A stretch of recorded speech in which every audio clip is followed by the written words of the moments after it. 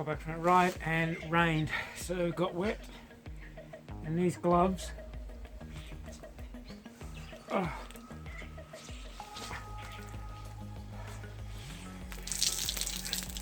definitely not waterproof. Fingers are cold, feel.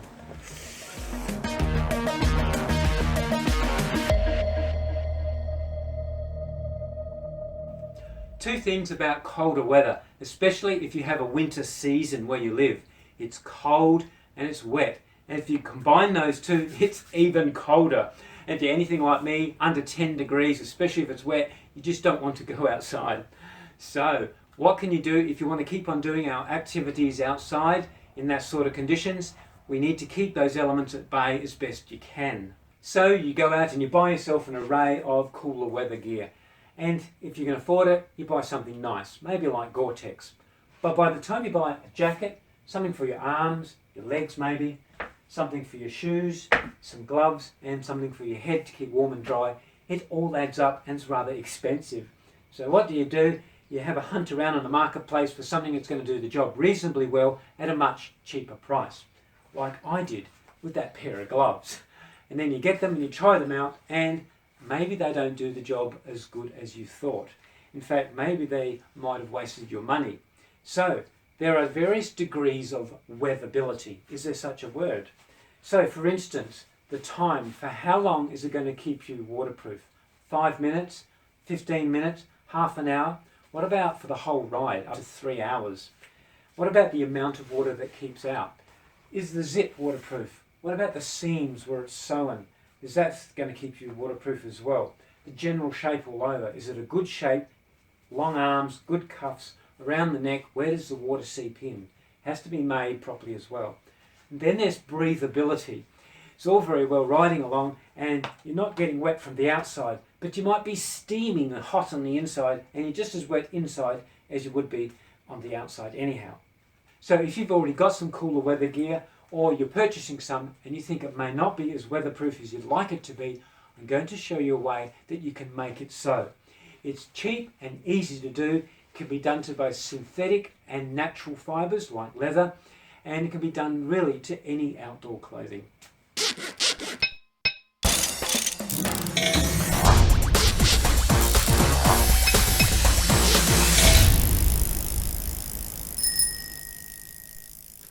Now, there are various ways of waterproofing garments, and some of them are a lot of hard work and time consuming. And if it involves beeswax, it'll probably use boiled linseed oil as well. And that mixture isn't very nice. It may be good for heavy duty stuff like camping boots and things like that, but unfortunately it's no good for what we want to use it for. It leaves the garment with an unnatural feel, it's very sticky as well, and it smells for a long time.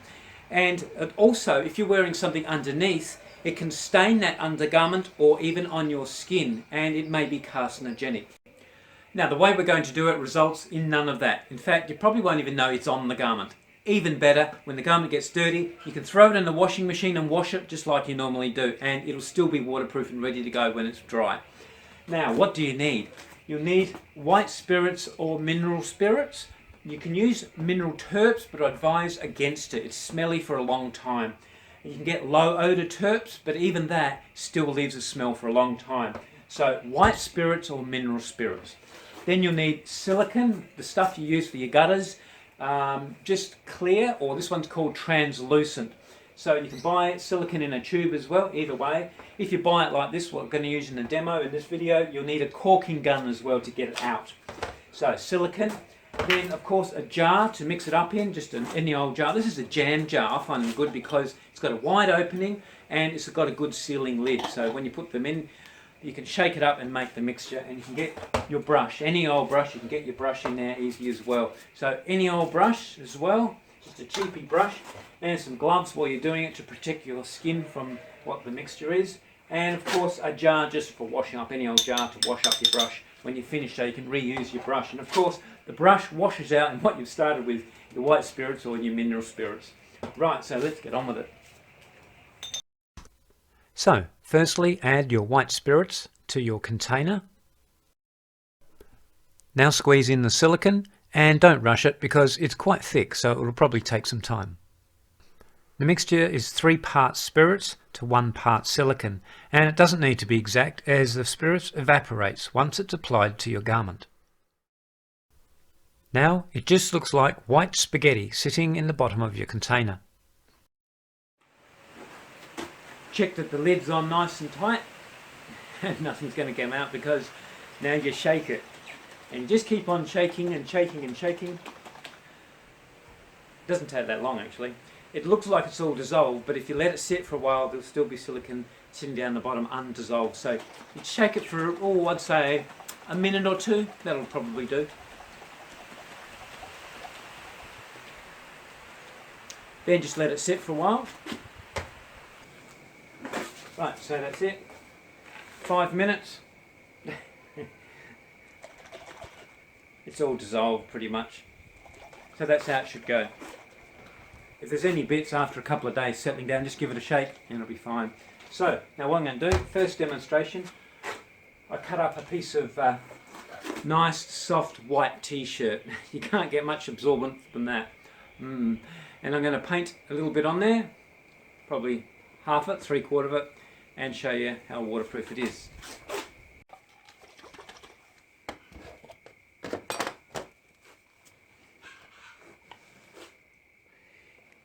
You can either dab it on or you can wipe it on. Doesn't matter.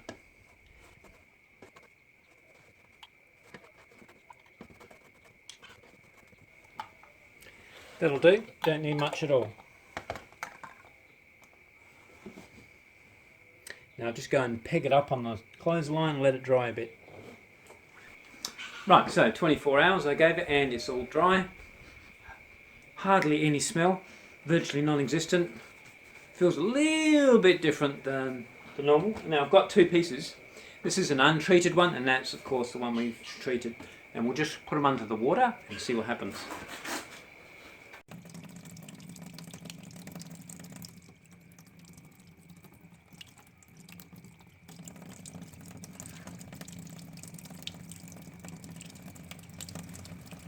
So the untreated piece of cloth absorbed water virtually straight away, and the treated one, well, completely repels the water. My hand is dry underneath that cloth.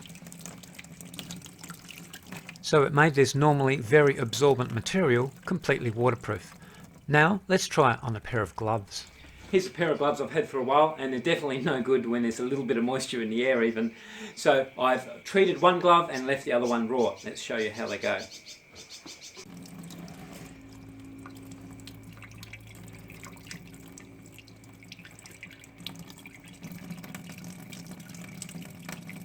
Already saturated. Beautiful.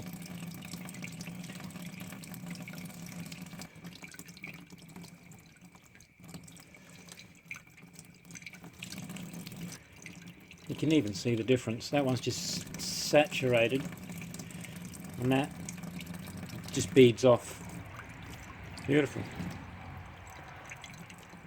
My hand is now soaked and cold.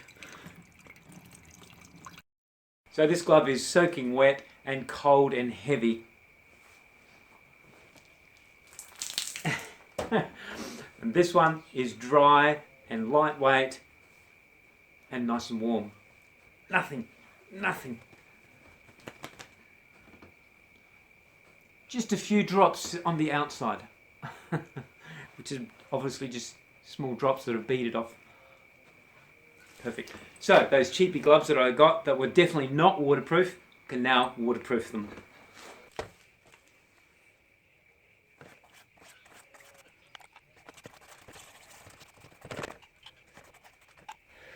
Make sure you get it in around the zip area too. This is really quick to do as well.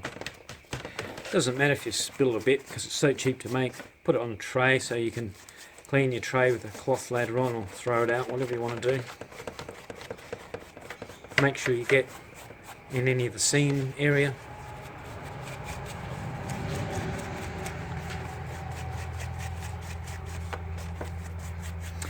Now I'm going to do the underside as well. You know, a quick way to do this would be probably to just have this thing filled with the slurry and just dip your whole glove in, but you get it on the inside of your glove as well. Don't really want it in the inside of your glove. Mind you, if I was careful, I'd probably do it. Your thoughts on that? And the cuff area.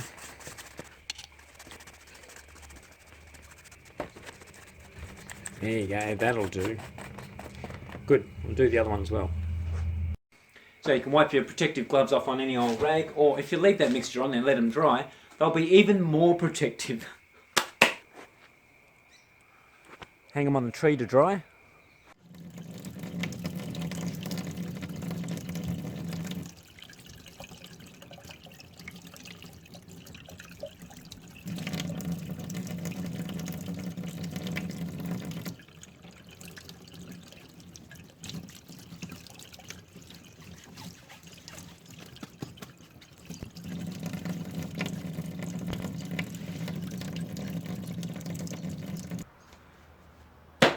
Perfect. The water just beads off them now. Now with overshoes, are made from different materials. This pair here is made from neoprene, and neoprene of course is what wetsuits are made from. And the whole idea of neoprene is when it gets wet, it locks in the warmth. So it'd be a good idea not to coat these with our mixture. So we'll leave them alone, as they work very effectively as they are. But here's a pair. This pair is from AliExpress. They're just a cheapy pair. They've got a slight fleecy lining, so they're not as warm as the neoprenes, and on the outside they're very absorbent. So the slightest hint of a little bit of water splashing up from the road or anywhere, and it's going to get absorbed, and of course when they get wet they're going to get cold. So what we're going to do is we're going to coat these with our mixture. So again, make sure you apply the mixture liberally around any zips and seams, particularly the toe area and the frontal area here. Toes, nose, fingers always get cold, and ears.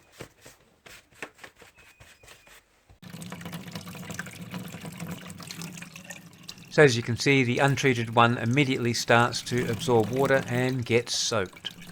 And the treated one, the water beads off. So my hand is dry. That means I could have dry shoes and dry and warm feet. And how about our heads? Well, we've got the old-fashionable cycling cap we can wear, which all very well. You can fold up and put it in your back pocket if you don't need it. But unfortunately, it doesn't cover your ears. So, one that does cover your ears nicely is a beanie, nice and warm too.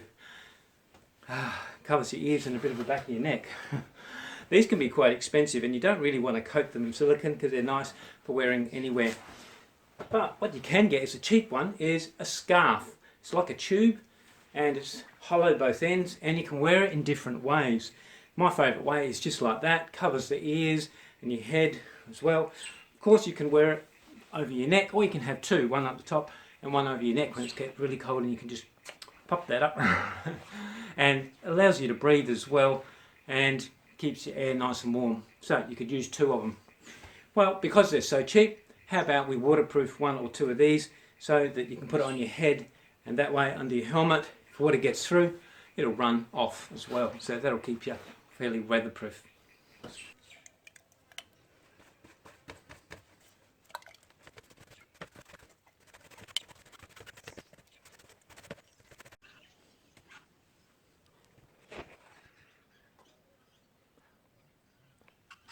This is my outdoor shower, and here's our two scarves, exactly the same material, very slight fleece on the inside but not much, and the only difference is a different colour, just a different printing. So this one's treated and this one's untreated, so we'll go do the treated one first, that way my hair hopefully will be dry. That'll do. Protect the ears as you do.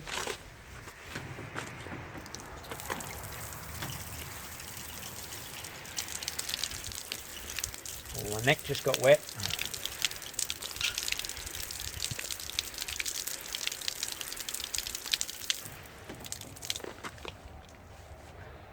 There you go.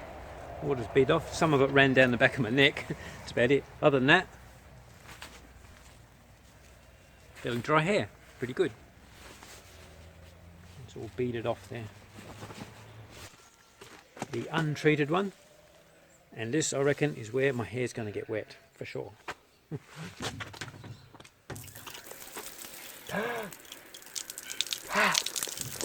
That's freezing cold.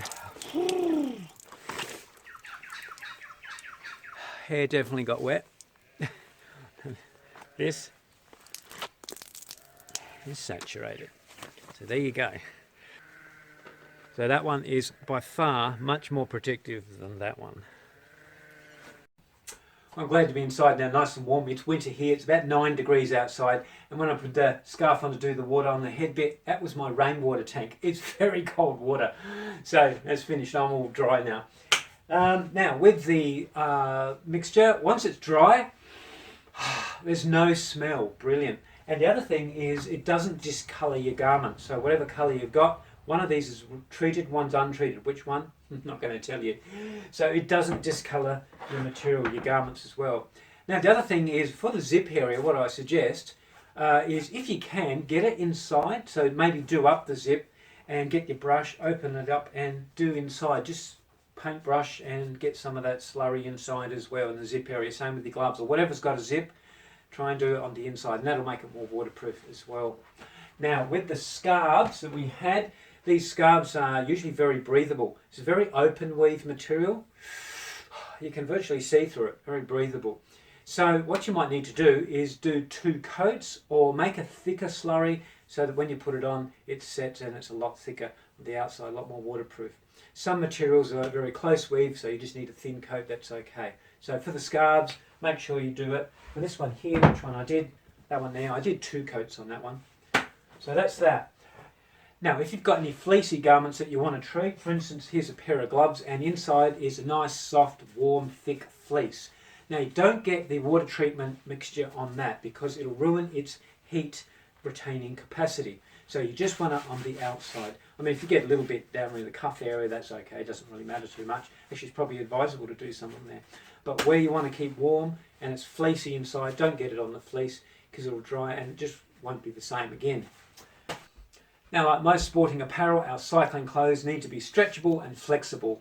And silicone is exactly that, stretchable and flexible. So it makes it great for this waterproofing treatment. But there's a limit, of course. For instance, if you're going to do a jacket and you expect to scrunch it right up into a small ball, put it in your back pocket, and then when it comes time to wear it, and you expect it to be 100% waterproof, well, it may not be. There is a limit. But for most of the cycling apparel we do, it's fine.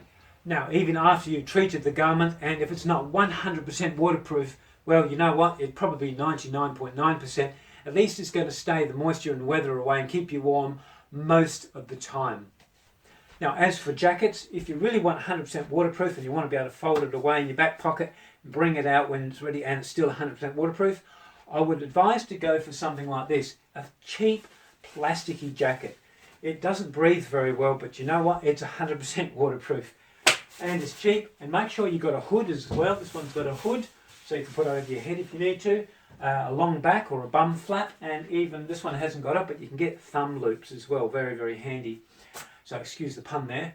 And of course the zip is going to be waterproof as well. They're usually pretty good and they're cheap, so that sort of thing. Now the other sort of jacket is a warm jacket like this. It's got a fleecy lining, it's quite heavy, and it's got pockets in the back as well. Now this is only rain resistant or water resistant, it's not waterproof. So that's the sort of jacket that you could put the mixture on. You could make it waterproof yourself. So now you might ask, what about using wax for waterproofing? Well, I actually did try that a little bit, but unfortunately it wasn't very successful. So waxing is great for natural fibres like cotton and leather and canvas. So all those heavy duty things, like for camping gear, it's great. But for our sporting needs, where we need the material to be flexible and stretchable, unfortunately, wax doesn't work all that well. The other thing about waxing is quite complicated, time consuming, it's a lot of hard work. Videos I've seen, you rub the wax in, then you use a hairdryer or a heat gun to heat the wax into the material. So can you imagine doing that to your gloves or your overshoes or your arm warmers or something, heating it up? Well, it's synthetic, it's going to either shrink or burn or something like that. So really not all the best. So if you're going to be waxing flexible material, it's going to snow off or flake off all the time because wax is quite hard, and so you're going to be needing to retreat it all the time. So not ideal. So really, for our needs, the silicone method really is the best. Now, as far as breathability is concerned, when you treat the garment to be waterproof, obviously it's not going to breathe as well as without the treatment. Now, for instance, these gloves that were wet before and I've treated, obviously they're not going to breathe as well as they did before. But what you can do, for instance, you can buy these cheapy inner gloves. These are just a cotton glove. You can get these at any supermarket.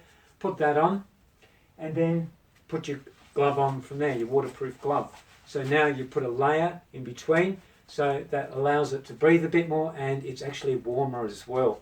Now with the jackets, what you can do with your jackets, obviously you're not going to put the jacket on your skin, you're going to have an undergarment as well. So that undergarment, make sure it's fairly breathable, so at least it's absorbent and puts a layer between you and the waterproofing, and that will help it with its breathability as well.